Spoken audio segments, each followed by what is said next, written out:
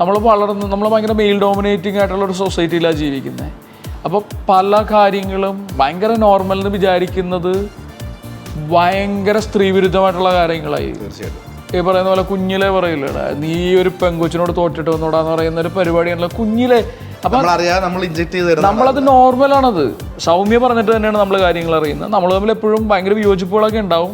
ഞാൻ എൻ്റെ തെറ്റുകൾ അംഗീകരിക്കുമ്പോൾ ഞാൻ സൗമ്യനോട് പറയാറുണ്ട്, അതായത് എനിക്ക് അതിനെക്കുറിച്ചിട്ട് അറിയില്ലായിരുന്നു, ഞാനിപ്പോൾ പല കാര്യങ്ങളും നിന്നിലൂടെ പഠിച്ചുകൊണ്ടിരിക്കുന്നു. അപ്പോൾ അവസാനം കണ്ടു കഴിഞ്ഞപ്പോൾ ഞാൻ വെറുതെ തരുമ്പ് ഇട്ട് കൊടുത്തു ഇങ്ങനെ. അപ്പോൾ എന്ന് പറഞ്ഞാൽ വിധേയൻ മൈൻഡ് ബ്ലോയിങ് ആണ്. വിധേയൻ ഇപ്പോൾ ഒരുപാട് പിന്നെയും റീലുകളും കാര്യങ്ങളൊക്കെ ഇപ്പോൾ ഒരുപാട് ഓടുന്നുണ്ട്. പ്രമേയം കണക്ട് ചെയ്ത് ഒരുപാട് ഈ കഥാപാത്രങ്ങളെ റിലേറ്റ് ചെയ്ത് ഒരുപാട്. ഒരു ബന്ധമില്ലെന്ന് പുള്ളി പറഞ്ഞു എന്നോട്. ഞാൻ മമ്മൂക്കിനോട് ചോദിച്ചു. ഓക്കെ. അപ്പോൾ പുള്ളി പറഞ്ഞു അങ്ങനെ ഒരു ബന്ധമില്ല, ഇത് 2 സിനിമകളാണ്.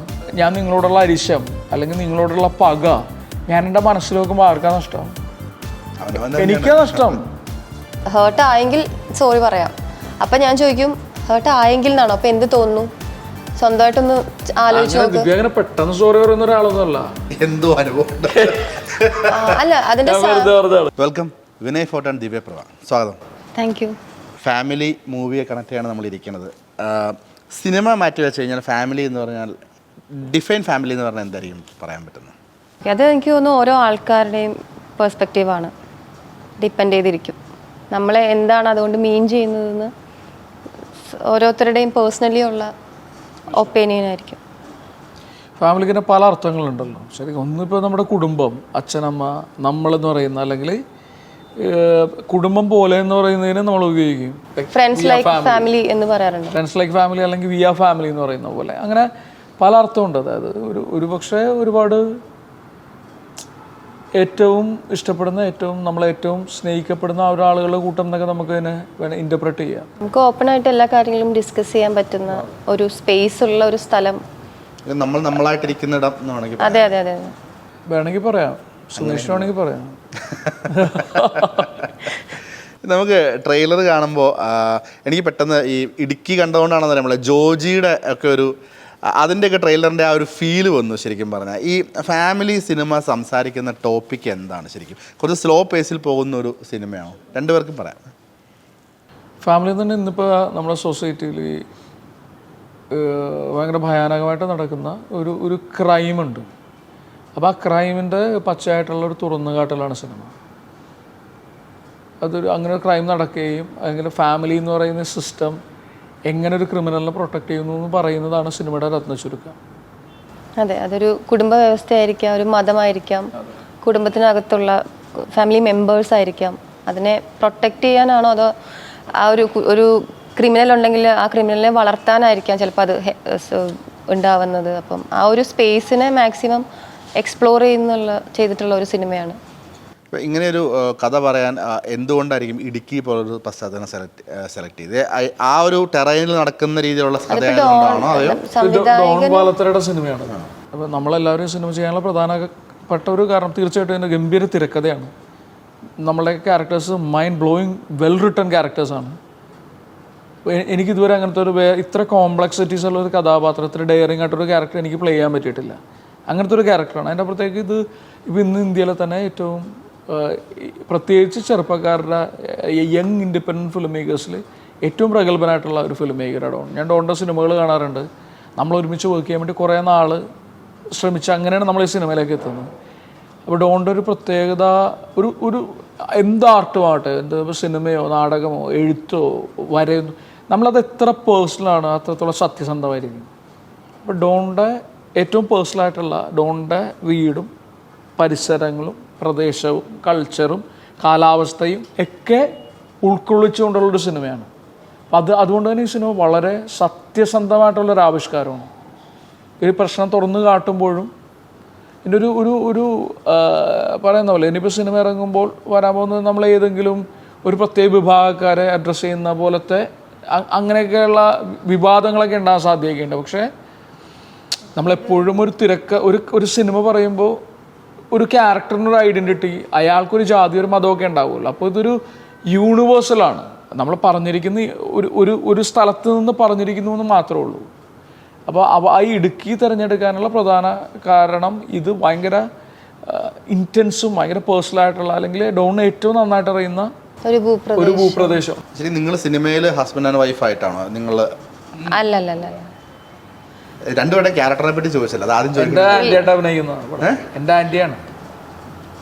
പക്ഷെ ഭയങ്കര നമ്മള് അല്ല, ഈ ഓരോ ഫാമിലീസ് ഉണ്ടാവുമല്ലോ. അപ്പോൾ ചില ഇപ്പോൾ പണ്ടൊരുപാട് 10 മക്കളൊക്കെ ഉണ്ടായി കഴിയുമ്പോൾ മൂത്ത റിലേഷൻ വൈസ് ആന്റി ആയിരിക്കും, ഏതൊക്കെ കണ്ടംപററീസ് ആയിരിക്കും, പക്ഷെ ബന്ധം കൊണ്ടിട്ട് ആന്റിയാണ്. അപ്പൊ ഞാൻ വിളിക്കുന്നത് ആന്റി എന്നാണ്. ഓക്കെ, അങ്ങനെ. നേരത്തെ കാസ്റ്റിനെ പറ്റി പറഞ്ഞു, പിന്നെ ക്രൈമിനെ പറ്റി പറഞ്ഞു. ഇത് ആഫ്റ്റർ റിലീസ് ഇത് പക്ഷേ വിവാദങ്ങൾ വരാൻ സാധ്യതയുണ്ട് എന്ന് പറഞ്ഞു. അപ്പം ഒരു പക്ഷേ ഈ മതം റിലേറ്റ് ചെയ്തിട്ട് അതിലൂടെ വരുന്ന ക്രൈം അങ്ങനെ എന്തെങ്കിലും കണക്ട് ചെയ്യുന്ന അല്ലെങ്കിൽ മതത്തിനെതിരെ സംസാരിക്കുന്ന ഡയലോഗുകളുള്ള ഒരു സിനിമയായിരിക്കും ഒരു പക്ഷേ ഒരു പ്രത്യേക മതത്തിനെന്നൊന്നുമില്ല. ഞാൻ പറഞ്ഞില്ലേ കുറച്ചു മുമ്പ്, എനിക്ക് തോന്നിയത് ഇങ്ങനെ ഒരു കഥ പറയാൻ ഏത് ഒരു വ്യവസ്ഥ അല്ലെങ്കിൽ ഒരു സംഘടന എന്തിനെ വേണമെങ്കിലും ചൂസ് ചെയ്യാം. അങ്ങനെ വെച്ചിട്ട് നമുക്ക് സംസാരിക്കാൻ പറ്റുള്ളൂ. ഇപ്പോൾ ഏതൊരു കഥ ആയാലും നിങ്ങളുടെ പ്രൊട്ടാഗണിസ്റ്റ് ഏതെങ്കിലും, നമ്മളൊക്കെ പല കാറ്റഗറിയിൽപ്പെട്ട ആളുകളാണല്ലോ, പല സാമ്പത്തിക അവസ്ഥ, പല ജാതി, മതം, പൊളിറ്റിക്കൽ ഐഡിയോളജിയിലൊക്കെ. അപ്പോൾ ഒരു ക്യാരക്ടറിന് ഒരു ജാതി ഉണ്ടാവും, മതമുണ്ടാവും, അയാൾക്കൊരു വീടുണ്ടാവും, അയാൾ താമസിക്കുന്ന ഒരു പ്രത്യേക പരിസരം ഉണ്ടാവും. അങ്ങനെയാണ് ഈ പറഞ്ഞിരിക്കുന്നത്, അല്ലാതെ ടാർഗറ്റ് ചെയ്തിട്ടില്ല. ഡോണിന് പരിചയമുള്ള സ്ഥലവും അതും ചൂസ് ചെയ്തു എന്ന് എനിക്ക് തോന്നുന്നു. ഇപ്പോൾ ശരിക്കും പറഞ്ഞാൽ നമ്മുടെ എല്ലാവരുടെയും ഉള്ളിൽ ഒരു ദൈവമുണ്ട്, ചെകുത്താനുണ്ടെന്ന് നമുക്ക് ആലങ്കാരികമായിട്ട് വലിയ ആളുകൾ പറഞ്ഞിട്ടുണ്ട്. അപ്പോൾ ശരിക്കും വിനയുടെ ക്യാരക്ടർ ഇതിൽ നായകനാണോ വില്ലനാണോ എന്ന് ചോദിച്ചു കഴിഞ്ഞാൽ എന്ത് പറയും? എനിക്ക് തോന്നുന്നത് നിങ്ങൾ കണ്ട് മനസ്സിലാക്കേണ്ടതാണ്. ഇപ്പോഴത്തെ ഞാൻ ചോദ്യം കണക്ട് ചെയ്യുന്നത്, ഇപ്പോഴത്തെ സിനിമയിൽ ഇപ്പോൾ ബ്രഹ്മയുഗത്തിൽ മമ്മൂക്ക വില്ലനാണെന്ന് പറയുന്നത്, ഇപ്പം ഒരു നായകൻ വില്ലൻ ഒരു കൺസെപ്റ്റ് മലയാളത്തിൽ നിന്ന് മാറിക്കൊണ്ടിരിക്കുകയാണ്. വില്ലൻ ഒരു നെഗറ്റീവ് ഷെയ്ഡുള്ള, നമ്മുടെ ഉള്ളിൽ എല്ലായിടത്തും ഒരു നെഗറ്റീവ് ഷെയ്ഡുള്ള ആളുകളുണ്ട്. ഇപ്പം ദിവ്യയുടെ ആണെങ്കിലും മിനയുടെ, എൻ്റെ എല്ലാവരുടെ ഉള്ളിലും രണ്ട് വശങ്ങളുണ്ട്. നമ്മൾ ഗ്രേ ആണ്, ശരിക്കും നമ്മൾ ഗ്രേ ആണ്. ഇതിൻ്റെ ഗ്രേയുടെ കളർ കൂടുമ്പോൾ നമ്മൾ ഡാർക്ക് ആവും, ഗ്രേയുടെ കളർ കുറയുമ്പോൾ നമ്മൾ കുറച്ചും കൂടി ബെറ്റർ ഗ്രേ ആവും. നമ്മൾ അപ്പോഴും വൈറ്റ് ആകുന്നില്ല. അപ്പോൾ ഇത് പലപ്പോഴും സിനിമകളിൽ കാണിക്കുന്ന വെള്ള എന്ന് പറയുന്ന നായകന്മാരെ കൂടുതലും കണ്ടത്. ശരിക്കും നമ്മൾ പുരാണങ്ങളെടുത്ത് നോക്കുക, അല്ലെങ്കിൽ നമ്മൾ ഏറ്റവും ഹീറോയിക്കായിട്ട് നിൽക്കുന്നത് വില്ലന്മാർ തന്നെയാണ്, അല്ലേ? ഇപ്പോൾ രാമനെയും രാവണനെ എടുത്തു കഴിഞ്ഞാൽ രാവണൻ ലൈക്ക് മാസാണ്. അപ്പം ഞാനൊരു വ്യക്തി എന്നുള്ള ഒരു നടൻ എന്നുള്ള തരത്തിലും എനിക്ക് എന്നെ ഭയങ്കര എക്സൈറ്റ് ചെയ്യുന്നത്, ഭയങ്കര ചലഞ്ചിങ് ആയിട്ട് തോന്നിയിട്ടുള്ളത് ആത്മാവുള്ള അല്ലെങ്കിൽ വില്ലന്മാരാണ്. വെറുതെ ഒന്ന് നായകൻ്റെ വെടികൊണ്ട് മരിക്കുന്ന ഒരാളല്ല, പക്ഷെ അവൻ്റെ കഥ പറയുന്ന കാര്യങ്ങളൊക്കെ എനിക്ക് ഭയങ്കര ഇൻട്രസ്റ്റിംഗ് തോന്നാറുണ്ട്. ഒരു എക്സാമ്പിൾ, 2 എക്സാമ്പിൾ സിനിമ എന്ന് പറഞ്ഞു കഴിഞ്ഞാൽ ഒരു വില്ലനെ കണ്ടൊരു വാവ് തോന്നിയൊരു സിനിമ ഏതായിരിക്കും പെട്ടെന്ന് പറഞ്ഞു കഴിഞ്ഞാൽ? എനിക്ക് വിധേയൻ മൈൻഡ് ബ്ലോയിങ് ആണ്. മൈൻഡ് ബ്ലോയിങ് എന്ന് പറഞ്ഞാൽ എനിക്ക് മമ്മൂക്ക ചെയ്ത കഥാപാത്രങ്ങളിൽ ഇപ്പം നമ്മൾ ഒരുമിച്ച് നിൽക്കുമ്പോൾ, ഇപ്പോൾ അവസാനം കണ്ടു കഴിഞ്ഞപ്പോഴും ഞാൻ വെറുതെ തരുമ്പിട്ട് കൊടുത്തു ഇങ്ങനെ. അപ്പോൾ എന്ന് പറഞ്ഞാൽ വിധേയൻ മൈൻഡ് ബ്ലോയിങ് ആണ്. മറ്റാ മാനറിസവും ഇരിപ്പും ലൈക്ക് ഡയലക്റ്റ് ഉണ്ടല്ലോ, അതൊക്കെ ഒരാൾക്കും പുൾ ഓഫ് ചെയ്യാൻ പറ്റുമെന്ന് എനിക്ക് തോന്നുന്നില്ല. പിന്നെ എനിക്ക് രാജാവിൻ്റെ മകൻ ഇഷ്ടമാണ്, വിൻസെൻ്റ് ഗോമസ്. അങ്ങനെ പറയാൻ പോയി കഴിഞ്ഞാൽ ഒരു 500 കഥാപാത്രങ്ങൾ ഉണ്ടാവും. ദേവാസുരത്തിലും ദേവാലയം അങ്ങനെ ഒരുപാട് സിനിമകളുണ്ട്. പെട്ടെന്ന് പെട്ടെന്ന് വന്ന 2 മുഖങ്ങൾ ഇതാണ്. ദിവ്യടുത്ത് ചോദിച്ചാൽ എന്ത് പറയും? എനിക്ക് വിധേയന ഉറപ്പായിട്ടുണ്ട്. പിന്നെ ഇങ്ങനെ പെട്ടെന്ന് ചോദിച്ചുകൊണ്ട് വിധേയൻ ഇപ്പോൾ ഒരുപാട് പിന്നെയും റീലുകളും കാര്യങ്ങളൊക്കെ ഇപ്പോൾ ഒരുപാട് ഓടുന്നുണ്ട്. ബ്രഹ്മയുഗം കണക്ട് ചെയ്ത് ഒരുപാട് ഈ കഥാപാത്രങ്ങളെ റിലേറ്റ് ചെയ്ത് ഒരുപാട്. ഒരു ബന്ധമില്ലെന്ന് പുള്ളി പറഞ്ഞു എന്നോട്. ഞാൻ മമ്മൂക്കിനോട് ചോദിച്ചു. ഓക്കെ. അപ്പോൾ പുള്ളി പറഞ്ഞു അങ്ങനെ ഒരു ബന്ധമില്ല, ഇത് 2 സിനിമകളാണ്. യഥാർത്ഥത്തിൽ വിധേയന ആ പ്രോസസ്സും ഒക്കെ നമ്മൾ വായിച്ചൊക്കെ മനസ്സിലാക്കിയ ഒരു പരിപാടി ഉണ്ടല്ലോ. മമ്മൂക്ക വിധേയനും, എന്നോട് ദുൽഖറും മമ്മൂക്ക ആരോ പറഞ്ഞാണ്, വിധേയനും പൊന്തന്മാരുടെയും അടുപ്പിച്ചടുപ്പിച്ച് ചെയ്ത സിനിമകളാണെന്നോ അങ്ങനെ എന്തോ. വിധേയനാണെന്ന് എനിക്ക് അറിഞ്ഞൂടാ. ഇങ്ങനെ 2 ലെജൻഡറി ഫിലിംസ് എനിക്ക് തോന്നുന്നു. എനിക്ക് ആധികാരികമായിട്ട് പറയാനുള്ള അറിവില്ല. ഭൂതക്കണ്ണാടിയല്ല, വിധേയനും പൊന്തന്മാരുടെയും അങ്ങനെ എന്തോ ഒരു ഈ ലെജൻഡറി ഫിലിംസ് ഒരെണ്ണം കഴിഞ്ഞിട്ട് ഒരെണ്ണം ചെയ്താണെന്നുള്ള തരത്തിൽ എന്തോ ഞാൻ കേട്ടൊരു ഓർമ്മയുണ്ട്. അങ്ങനെ ഒരു ഓർമ്മയുണ്ട്. സെലക്ഷൻ അല്ല, ഒരു എന്താണ് ഇത്ര 2 ലെജൻഡറി ക്യാരക്ടേഴ്സ് അല്ലെങ്കിൽ ഇത്ര 2 പരിപാടികൾ ബാക്ക് ടു ബാക്ക് ചെയ്യാന്ന് പറയുന്നത്. അത് നമ്മൾ ഈ സിനിമയ്ക്കകത്ത് ഈ ട്രെയിലറിൻ്റെ അകത്തുനിന്ന്, ഞാൻ ഈ ട്രെയിലറിൻ്റെ അകത്ത് തന്നെ ഇങ്ങനെ ചോദിക്കും, നമ്മൾ പടം കാണാത്തതുകൊണ്ടാണ്. ഈ ട്രെയിലറിൽ പറയുന്നൊരു ഡയലോഗുണ്ട്, തെറ്റുകൾ പറ്റാത്തൊരു മനുഷ്യരല്ല, പക്ഷെ തെറ്റുകൾ തിരുത്തി മുന്നോട്ട് പോവുക എന്നുള്ളതാണ് നമ്മളുടെ ഒരു ധർമ്മം, നമ്മളുടെ ജീവിതം എന്ന്. റിയൽ ലൈഫിലേക്ക് വന്നു കഴിഞ്ഞാൽ നമുക്ക് എല്ലാവർക്കും തെറ്റുകൾ പറ്റിയിട്ടുണ്ട്. അപ്പം നമുക്ക് പറ്റിയ തെറ്റ് ഏറ്റുപറഞ്ഞ് അത് തിരുത്തി, നമ്മൾ പറ്റിയ തെറ്റ് എനിക്ക് പറ്റിപ്പോയി ക്ഷമിക്കുമെന്ന് പറയുമ്പോൾ ഓപ്പോസിറ്റ് നിൽക്കുന്ന ആളുടെ മുഖത്തൊരു ചിരി വരും. ഐ മീൻ അല്ലെങ്കിൽ അവരത് സ്വീകരിക്കുമ്പോൾ ഉള്ളൊരു ഫീലിംഗ് ഉണ്ട്. അത് രണ്ടുപേർക്കും അതൊരു ഐസ് ബ്രേക്കിങ് അങ്ങനെയൊക്കെ പറയാം. അപ്പം അങ്ങനെ ഒരു ഇൻസിഡൻറ്റ് പറയാൻ രണ്ടുപേരുടെ ലൈഫിൽ നമ്മൾ കുറ്റം അത് നമുക്ക് പുറത്തെല്ലാവരും അറിഞ്ഞ് പറയണമെന്നായിരിക്കില്ല. പക്ഷെ നമ്മുടെ ഉള്ളിലൊരു സമാധാനത്തിന് വേണ്ടി എനിക്ക് പറ്റിയൊരു മിസ്റ്റേക്കാണ് കേട്ടോ, സോറി എന്ന് പറഞ്ഞ ഇൻസിഡൻസ് രണ്ടുപേരുടെ ലൈഫിലുണ്ടായിട്ടുണ്ടോ? പിന്നെ ഒരുപാടുണ്ടായിട്ടുണ്ടായിരിക്കും, ഉറപ്പായിട്ടും. ഒരുപാടെന്ന് പറഞ്ഞു കഴിഞ്ഞാൽ മറ്റേ നമ്പർലെസ് ആയിരിക്കും. നമ്മളത് ചെയ്യുമ്പോഴാണ് നമ്മൾ മനുഷ്യനാകുന്നത്. നമ്മൾ തിരിച്ചും ചെയ്തിട്ടുണ്ടായിരിക്കും, അത് ഇങ്ങോട്ട് കിട്ടുന്നതല്ല, ഞാനും ചെയ്തിട്ടുണ്ട്. നമ്മൾ ഫോർഗിവും അല്ലെങ്കിൽ നമ്മൾ തെറ്റുകൾ ചെയ്തിട്ട് ഞാൻ ഈ പറയുന്ന പോലെ ഇപ്പോൾ ഞാനും വൈഫും തമ്മിലൊരു 7 വയസ്സിനൊക്കെ വ്യത്യാസമുണ്ട്. പക്ഷേ എൻ്റെ പല പരിപാടികളും ഞാൻ എൻ്റെ ഒരു കണ്ടീഷനിങ് കൊണ്ടിട്ട് നമ്മൾ അറിഞ്ഞോ അറിയാതെയോ നമ്മൾ ഭയങ്കര മെയിൽ ഡോമിനേറ്റിംഗ് ആയിട്ടുള്ള ഒരു സൊസൈറ്റിയിലാണ് ജീവിക്കുന്നത്. അപ്പോൾ പല കാര്യങ്ങളും ഭയങ്കര നോർമൽ എന്ന് വിചാരിക്കുന്നത് ഭയങ്കര സ്ത്രീവിരുദ്ധമായിട്ടുള്ള കാര്യങ്ങളായി. തീർച്ചയായിട്ടും. ഈ പറയുന്ന പോലെ കുഞ്ഞിലെ പറയില്ലടാ, നീ ഒരു പെങ്കൊച്ചിനോട് തോറ്റിട്ട് വന്നോടാന്ന് പറയുന്ന ഒരു പരിപാടിയാണല്ലോ കുഞ്ഞിലെ. അപ്പം നമ്മളത് നോർമലാണത്. അല്ലെങ്കിൽ മറ്റേ എന്താണ് എടാ ആൺകുട്ടിയായിട്ട് കരയുന്നു എന്നൊക്കെ ചോദിക്കുന്ന പോലത്തെ പരിപാടി ഉണ്ടല്ലോ. അല്ലെങ്കിൽ അപ്പം അതുകൊണ്ടിട്ട് ഞാൻ ചെയ്യുന്ന പല കാര്യങ്ങളും ഇപ്പോൾ ഒരു ഭാര്യ ഒരു സ്ത്രീ എന്നുള്ള തരത്തിൽ അവളെ ഹേർട്ട് ചെയ്യുകയും അല്ലെങ്കിൽ അവൾ കൃത്യമായിട്ട് പറയും ഇതാണ് അത് റോങ് ആണ്, അല്ലെങ്കിൽ നിങ്ങൾ ഉപയോഗിച്ച വാക്ക് തെറ്റാണ്, അല്ലെങ്കിൽ നിങ്ങൾ ചെയ്ത പ്രവൃത്തി തെറ്റാണെന്ന് എന്നോട് പറയുമ്പോൾ ഞാൻ പറയും. അതായത് ഞാൻ ഇതിനെക്കുറിച്ചൊക്കെ അറിയുന്നതും അല്ലെങ്കിൽ ഞാൻ ഇതിനെക്കുറിച്ച് കുറച്ചെങ്കിലും എഡ്യൂക്കേറ്റ് ആകുന്നത് കല്യാണത്തിന് ശേഷമാണ്. സൗമ്യ പറഞ്ഞിട്ട് തന്നെയാണ് നമ്മൾ കാര്യങ്ങൾ അറിയുന്നത്. നമ്മൾ തമ്മിൽ എപ്പോഴും ഭയങ്കര വിയോജിപ്പുകളൊക്കെ ഉണ്ടാവും. പക്ഷെ ഞാൻ എന്നേലും 7 വയസ്സിന് താഴത്തെ ഒരാളാണ്, അതുകൊണ്ട് ഞാൻ എടുക്കില്ല എന്നോ അല്ലെങ്കിൽ ഞാൻ വലിയ സിനിമ നടനാണെന്നോ അല്ലെങ്കിൽ അങ്ങനെയല്ല. ഞാൻ വെറും സാധാരണ മനുഷ്യനായിട്ട് സാധാരണ 2 മനുഷ്യരും കൂടി ഇരുന്നിട്ട് ഞാൻ എൻ്റെ തെറ്റുകൾ അംഗീകരിക്കുമ്പോൾ ഞാൻ സൗമ്യനോട് പറയാറുണ്ട്, അതായത് എനിക്ക് അതിനെക്കുറിച്ചിട്ട് അറിയില്ലായിരുന്നു, ഞാനിപ്പോൾ പല കാര്യങ്ങളും നിന്നിലൂടെ പഠിച്ചുകൊണ്ടിരിക്കുന്നുണ്ട്, ഞാൻ പല കാര്യങ്ങളും പഠിച്ചുകൊണ്ടിരിക്കുന്നുണ്ട്. അപ്പോൾ അതുകൊണ്ടിട്ടാണ് എൻ്റെ ഭാഗത്ത് നിന്ന് ഇങ്ങനെ വന്നത്. ഇനി ഞാനിത് ആവർത്തിക്കാതിരിക്കാൻ ശ്രമിക്കാം. ഇതുകൊണ്ടിട്ടാണല്ലോ നമ്മൾ സാധാരണ മനുഷ്യനാകുന്നത്, അല്ലേ? അല്ല, ഈ പറഞ്ഞ പോലെ 2 മനുഷ്യന്മാർ തമ്മിലുള്ള കമ്മ്യൂണിക്കേഷൻ എന്നുള്ളവരാണ് ഇത് കൊടുക്കേണ്ടത്. അത് എവിടെ നിന്ന് വരുന്നു, എന്താ ജെൻഡർ എന്നുള്ളതിനേക്കാളും. പിന്നെ ഈ ഫോർഗീവ് ചെയ്യാണ്ട് നമുക്ക് ജീവിക്കാൻ പറ്റില്ല. ഞാൻ നിങ്ങളോടുള്ള അരിശം അല്ലെങ്കിൽ നിങ്ങളോടുള്ള പക ഞാൻ എൻ്റെ മനസ്സിൽ നോക്കുമ്പോൾ ആർക്കാ നഷ്ടം? എനിക്കാ നഷ്ടം, നമുക്കാ നഷ്ടം. അതെ, ഞാൻ കൂടുതലും സോറി പറയുന്നത് എനിക്ക് വേണ്ടിയിട്ടായിരിക്കും. അതല്ല ഞാൻ മീൻ ചെയ്തത് അവർക്ക് വേണ്ടിയിട്ടല്ല എന്നല്ല, എനിക്ക് വേണ്ടിയിട്ട്. കാരണം എനിക്ക് സമാധാനമായിട്ട് കിടന്ന് ഉറങ്ങാൻ പറ്റില്ല. ഇത് ഞാൻ പറയാം, എനിക്ക് വേണ്ടി ഞാൻ സോറി പറഞ്ഞത്. കാരണം ഇവിടെ പ്രശ്നക്കാരൻ ഞാനല്ലേ. ഇപ്പൊ ഞാൻ തെറ്റ് ചെയ്ത അല്ല, ഇപ്പൊ ചിലർ പറയും ഹേർട്ട് ആയെങ്കിൽ സോറി പറയാം. അപ്പൊ ഞാൻ ചോദിക്കും ഹേർട്ട് ആയെങ്കിൽ എന്നാണോ? അപ്പൊ എന്ത് തോന്നുന്നു? സ്വന്തമായിട്ടൊന്ന് ആലോചിച്ച് പെട്ടെന്ന് സോറി പറയുന്ന ഒരാളൊന്നുമല്ല. അല്ല, അതിന്റെ ഡ്യൂറേഷൻ നമ്മൾ എപ്പോ തിരിച്ചറിയുന്നു ആ ചെയ്ത് ശരിയല്ലാന്ന്, ഒട്ടും ഡിലേ ആക്കേണ്ട കാര്യമില്ല. എപ്പോ തിരിച്ചറിയുന്നു അപ്പൊ നേരിട്ട് പറയാൻ പറ്റുക എന്നുള്ളതാണ്. ഫോൺ എപ്പോഴും അപകടമാണ്. നമ്മൾ ഫോണിൽ പറയുമ്പോൾ നമുക്ക് കിട്ടില്ല ഈ സാധനം. നമ്മൾ സുമേഷിനോടൊക്കെ ഞാനൊരു തെറ്റ് ചെയ്തിട്ടുണ്ടെങ്കിൽ ഞാൻ നേരിട്ട് വന്നിട്ട് ഇങ്ങനൊരു പ്രശ്നമുണ്ട്, അല്ലെങ്കിൽ ഞാൻ പലപ്പോഴും സംഭവിക്കുന്നത് നമ്മൾ സംസാരത്തിലൊക്കെ ആയിരിക്കും നമ്മൾ ഭയങ്കര റോങ് ആയിട്ടുള്ള വേർഡ്സ് യൂസ് ചെയ്യും. അപ്പോഴൊക്കെയാണ്. അപ്പം അത് മുഖത്ത് നോക്കി തന്നെ നമ്മളത് ക്ഷമ പറഞ്ഞ് മുന്നോട്ട് പോകാന്നുള്ളതാണ്, അല്ലേ?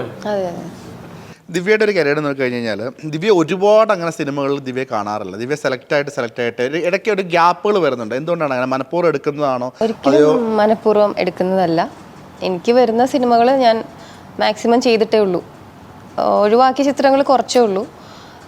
അത് പല കാരണങ്ങൾ കൊണ്ടായിരിക്കാം. പക്ഷെ വന്നിട്ടുള്ളതൊക്കെ ഞാൻ ചെയ്തിട്ടുണ്ട്. ഞാൻ എടുക്കുന്ന ഗ്യാപ്പുകളല്ല. ഞാൻ വിനയ അടുത്ത് കാണുമ്പോൾ ചോദിക്കാൻ നോക്കുന്ന ചോദ്യമാണ്, അത് ഏത് സിനിമയാണെന്ന് പറഞ്ഞത് ആട്ടമാണോ അതിന് തൊട്ട് മുന്നേ ഇറങ്ങിയതാണോ? വിനയ തിയേറ്ററിൽ നിന്ന് നല്ല അഭിപ്രായം കിട്ടിയൊരു സിനിമ, പക്ഷേ സോമൻ്റെ കൃതാവ് വിനയ തിയേറ്ററിൽ നിന്ന് ഇറങ്ങി വന്നിട്ട് വളരെ വിഷമിച്ച് പറയുന്ന ഒരു അത് സിനിമ ഇഷ്ടപ്പെടുന്ന ഇപ്പം സാധാരണക്കാർക്ക് എത്രത്തോളം കണക്റ്റ് ആവുന്നതല്ല, സിനിമയെ ഉള്ളിൽ നിൽക്കുന്ന അറിയുന്ന ആളുകൾക്ക് അത് പെട്ടെന്ന് നമുക്കതൊരു ടച്ച് ചെയ്യുന്നൊരു വാക്കുകളാണ്. നല്ല അഭിപ്രായമുണ്ട്, പക്ഷെ ഞങ്ങൾക്കത് മുമ്പോട്ട് കൊണ്ടുപോകാൻ പ്രൊഡക്ഷൻ സൈഡിൽ നിന്ന് സപ്പോർട്ടില്ല, പൈസ ഇല്ല എന്ന് പറയുന്ന ഒരു, ശരിക്കും സോമൻ്റെ കൃതാവ് കുറച്ചുകൂടി ഓടേണ്ട ഒരു സിനിമയായിരുന്നില്ലേ? പക്ഷേ സോമൻ്റെ കൃതാവിന് അൺഫോർച്ചുനേറ്റ്ലി ഈ പറയുന്ന പോലെ അത് കാണേണ്ട ഞങ്ങളുടെ ഒരു ഭാഗ്യം എന്താണെന്ന് വെച്ച് കഴിഞ്ഞാൽ, എപ്പോഴും നമ്മളൊരു സിനിമ അല്ലെങ്കിൽ നമ്മൾ എന്ത് ചെയ്യുമ്പോഴും ഇത് ഏറ്റവും കൂടുതൽ ആളുകൾ കാണുക എന്ന് പറയുന്നതല്ല നമ്മുടെ ആഗ്രഹം.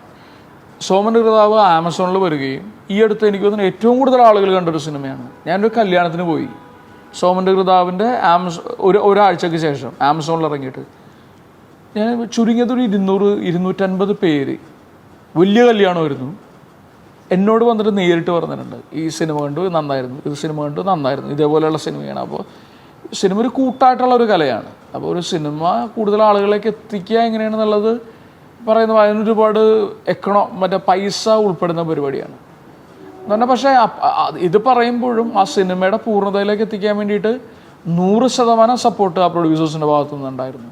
ഇപ്പോൾ നമ്മുടെ ഒരു ഭാഗത്തും അല്ലെങ്കിൽ നമുക്കിപ്പോൾ മൾട്ടി ക്യാമോ അല്ലെങ്കിൽ എന്ത് ചോദിക്കുമ്പോഴും ഒരു തരുമായിരുന്നു. പിന്നെ അവരുടെ ഭാഗത്ത് റീസൺസ് ഉണ്ടാകാം, അവരെന്തുകൊണ്ടോ ചെയ്തില്ല എന്നുള്ളത് അവരുടെ ഭാഗത്തുണ്ടാവാം. നമ്മൾ അതിനെക്കുറിച്ചിട്ട് ആലോചിക്കുകയോ അല്ലെങ്കിൽ അവരുടെ ഭാഗത്തുനിന്ന് ചിന്തിക്കുകയോ ചെയ്യുന്നില്ല. ശരിക്കും ഇപ്പോൾ വിനയുടെ ഒരു ക്യാരക്ടർ നോക്കിക്കഴിഞ്ഞ് കഴിഞ്ഞാൽ ഇപ്പോൾ നായകനായിട്ട് തന്നെ ചെയ്യും അല്ലെങ്കിൽ വില്ലനായിട്ട് ചെയ്യാൻ കുഴപ്പമില്ല, ആ ക്യാരക്ടറും ആ തിരക്കഥയിലെ കഥാപാത്രത്തിൻ്റെ ഇമ്പോർട്ടൻസ് മാത്രം നോക്കി സെലക്ട് ചെയ്യുകയാണോ, അതെയോ ഹീറോ ആ ഒരു വിഷൻ മാത്രം ഫോളോ ചെയ്ത് പോകുന്നൊരു വ്യക്തിയാണോ വിനയ്? ഒരിക്കലും ചെയ്തിട്ടില്ല. എനിക്ക് പലപ്പോഴും അത് ബോറടിക്കാറുണ്ട്. എന്ന് പറഞ്ഞു കഴിഞ്ഞാൽ മേജർ റോൾസ് ചെയ്യണമെന്നുണ്ട്, പക്ഷേ ഈ പറയുന്ന പോലെ ഈ നായകനാവുക കൂടെ നായിക ആ സാധനമൊന്നുമില്ല എനിക്ക്. പല സിനിമകളും എന്നെ അന്വേഷിച്ച് നായകനായിട്ട് വന്നിട്ട് ഞാൻ അത് ചെയ്യാണ്ട് അതല്ലാത്തൊരു ക്യാരക്ടറൊക്കെ ചെയ്തിട്ടുണ്ട്. അതുകൊണ്ടിട്ട് സ്ക്രിപ്റ്റ് എക്സൈറ്റിംഗ് ആയിരിക്കുക, ഒരു സംവിധായകൻ്റെ കൂടെ വർക്ക് ചെയ്യാൻ നമുക്ക് കൊതിയുണ്ടാവുക, പിന്നെ കഥാപാത്രം നമ്മളെ ഭയങ്കരമായിട്ട് ചലഞ്ച് ചെയ്യുക. ഈ ക്യാരക്ടർ നമ്മളെ ഭയങ്കരമായിട്ട് ചലഞ്ച് ചെയ്യുമ്പോഴാണ് നമ്മൾ കുറേ പണിയെടുക്കുമ്പോഴാണ് പെർഫോമൻസ് നന്നാകുന്നത്. അല്ലെങ്കിൽ അറിഞ്ഞോ അറിയാതെയോ നമ്മൾ ആവർത്തിക്കും. ഇപ്പോൾ മലയാള സിനിമയിൽ നോക്കിക്കഴിഞ്ഞാൽ ഇപ്പം ഈ പറഞ്ഞ കണക്ട് ചെയ്ത് കഴിഞ്ഞാൽ നായകൻ്റെ നായിക എന്നൊരു കൺസെപ്റ്റായിരുന്നു ഒരു കാലത്തെ നായികമാർക്ക്. അവർക്ക് നായകന് സ്നേഹിക്കുക, പാട്ട് പാടുക, അല്ലെങ്കിൽ സപ്പോർട്ടായിട്ട് നിൽക്കുന്ന നായകൻ്റെ നായികയായിരുന്നു, കഥയിലെ നായികയായിരുന്നില്ല. ഇപ്പോൾ അതിനൊരു മാറ്റം വരുമെന്ന് തോന്നുന്നുണ്ടോ?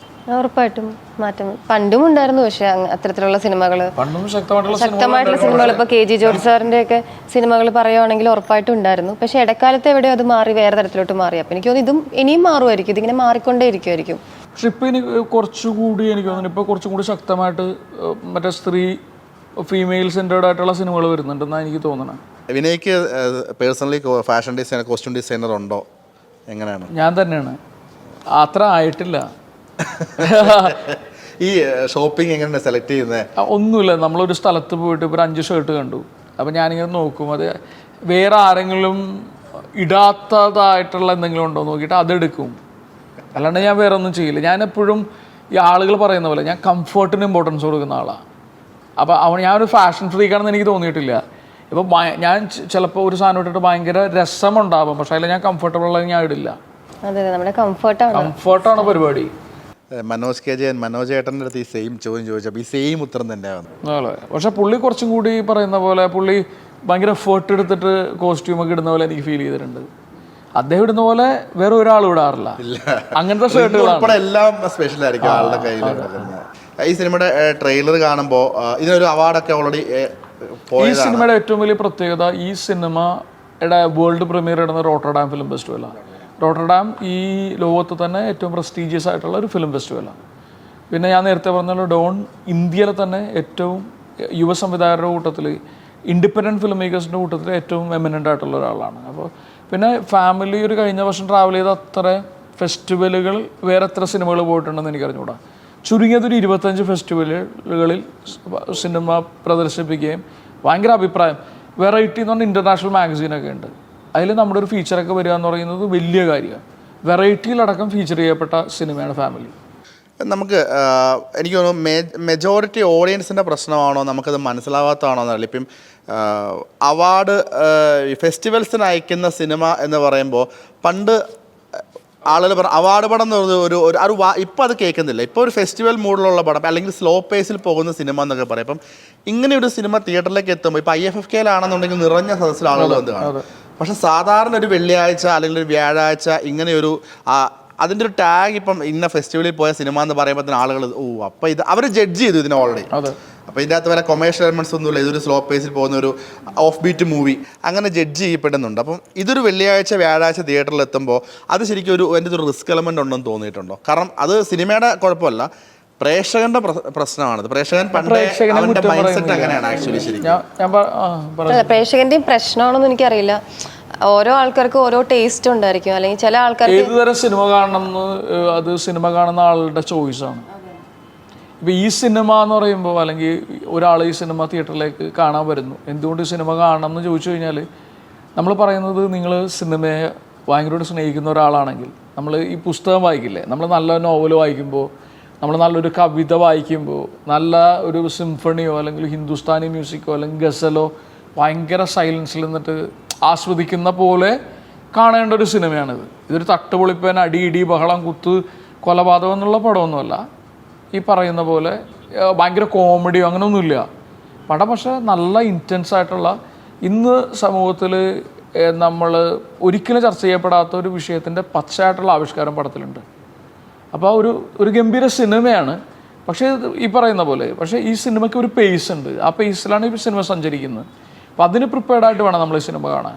തീർച്ചയായിട്ടും. അപ്പോൾ സിനിമ തിയേറ്ററിൽ വരട്ടെ, വിജയിക്കട്ടെ. നിങ്ങൾ രണ്ടുപേരും ഇനി മുമ്പോട്ട് തൊടുന്നതെല്ലാം പൊന്നാവട്ടെ. All the very best. Thank you so much.